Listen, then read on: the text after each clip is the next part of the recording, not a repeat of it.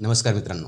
मुंबई पुणे प्रवास म्हटलं की डोळ्यासमोर काय येतं? लोणावळ्याची चिक्की की तो जीव घेणार ट्रॅफिक तासनतास, बोर घाटात अडकणं पावसाळ्यात, दरडी कोसळण्याची भीती आणि ते अमृतांजन पूल जवळचं अवघड वळण. हा सगळा मनस्ताप आता कायमचा संपणार आहे. यामध्ये आज 1 मे महाराष्ट्र दिन आणि याच मुहूर्तावर महाराष्ट्राला एक जबरदस्त भेट मिळालेली आहे. ती म्हणजे मुंबई पुणे मिसिंग लिंक.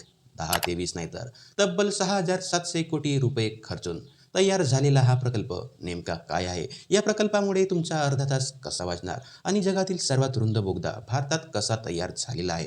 या सगळ्या प्रश्नांची उत्तर आजच्या या विशेष विषयात आपण शोधणार आहोत. शेवटपर्यंत नक्की पहा, कारण यात काही असे फॅक्ट्स आहेत जे ऐकून तुमचा ऊर अभिमानाने भरून येईल. सोप्या भाषेत सांगायचे तर मुंबई पुणे एक्सप्रेसवे जेव्हा 2002 मध्ये सुरू झाला तेव्हा खोपोली ते लोणावळा कुसगाव दरम्यानचा हा भाग जुन्या घाटातूनच जात होता. यालाच बोरघाट असे म्हणतात. हा रस्ता वळणावळणांचा आणि चढ उतारांचा आहे. यामुळे 13 ते 14 किलोमीटरच्या अंतरासाठी कधीकधी आपल्याला 1 तास सुद्धा लागायचे. हीच अडचण ओळखून MSRDCने आता मिसिंग लिंक प्रकल्प हाती घेतलेला आहे. यामध्ये 13.3 किलोमीटर व खोपोली एक्झिटपासून सुरू होऊन थेट कुसगाव लोणावळ्यांच्या पुढे हा रस्ता बाहेर निघतो. यामध्ये सर्वात महत्त्वाचं म्हणजे फायदा काय होणार? यामुळे जुना घाट पूर्णपणे बायपास होणार. म्हणजे तुम्हाला आता त्या अवघड वळणावरून जाण्याची गरज उरणार नाही. व दुसरी म्हणजे आता आपण वळूया या प्रकल्पाच्या सर्वात महत्त्वाच्या भागाकडे. ते म्हणजे इथले अवाढव्य बोगदे. या प्रकल्पात 2 मुख्य बोगदे आहेत. एक बोगदा म्हणजे 1.75 किलोमीटरचा आहे, तर दुसरा तब्बल 8.9 किलोमीटर लांब आहे. पण विशेष काय आहे माहिती आहे का?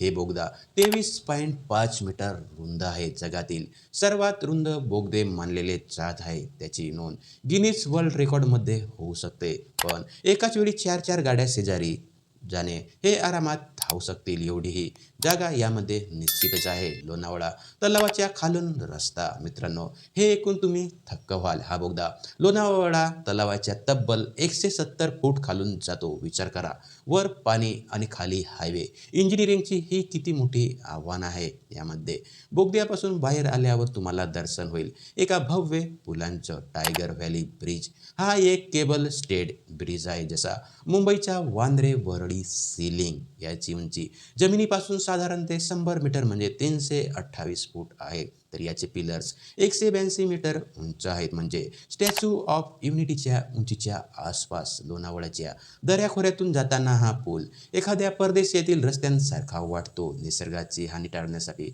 आणि दरी ओलांडण्यासाठी हा मार्ग निवडण्यात आलेला आहे. आता तुमच्या खिशाचा आणि वेळेचा विचार करूया. यामध्ये वेळेची बचत. सध्या घाटातून जाताना 20 ते 30 मिनिटे लागतात. ट्रॅफिक असेल तर तासनतास. या नवीन लिंकमुळे तुमचा किमान 25 ते 30 मिनिटांचा वेळ हे यामध्ये वाचणार आहे. दुसरी गोष्ट म्हणजे सुरक्षा. बोरघाटात पावसाळ्यात दरडी कोसळण्याचे प्रकार घडतात. पण नवीन रस्ता बोगद्यातून जात असल्याने हवामानाचा त्यावर परिणाम होणार नाही. अपघात हे नक्की कमी होणार आहेत. दुसरं म्हणजे टोल. सध्या तरी या मिसिंग लिंकसाठी कोणताही अतिरिक्त टोल वाढवण्यात आलेला नाही. ही प्रवाशांसाठी मोठी दिलासादायक बातमी आहे. यामध्ये कोणाला प्रवेश मिळणार? सुरुवातीला फक्त हलकी वाहने म्हणजे कार्स, बसेसना परवानगी दिली जाण्याची शक्यता आहे, जेणेकरून सुरक्षिततेची चाचणी घेता येईल. तर मित्रांनो, महाराष्ट्र दिनाच्या मुहूर्तावर मुख्यमंत्री आणि उपमुख्यमंत्र्यांच्या हस्ते यांचं लोकार्पण झालेलं आहे. हे केवळ सिमेंट आणि कॉन्क्रीटचं स्ट्रक्चर नाही, तर महाराष्ट्राला प्रगतीची एक नवी मिसिंग लिंक आहे. मुंबई आणि पुणे ही 2 शहर आता अधिक जवळ आलेली आहेत. तुम्हाला काय वाटतं? या प्रकल्पामुळे लोणावळ्याच्या ट्रॅफिक खरोखर कमी होईल का, की विकेंडला तिथे अजून गर्दी वाढेल? तुमच्या प्रतिक्रिया कमेंट्स बॉक्समध्ये नक्की कळवा. व्हिडिओ आवडला असेल तर लाईक करा, माझ्या यूट्यूब चॅनलला सबस्क्राईब करा आणि ही माहिती पूर्ण व्हिडिओ आवडलेला असेल तर तुमच्या मित्रमैत्रिणींना शेअर करायला विसरू नका. तोपर्यंत पाहत राहा. नमस्कार मित्रांनो. धन्यवाद. जय हिंद.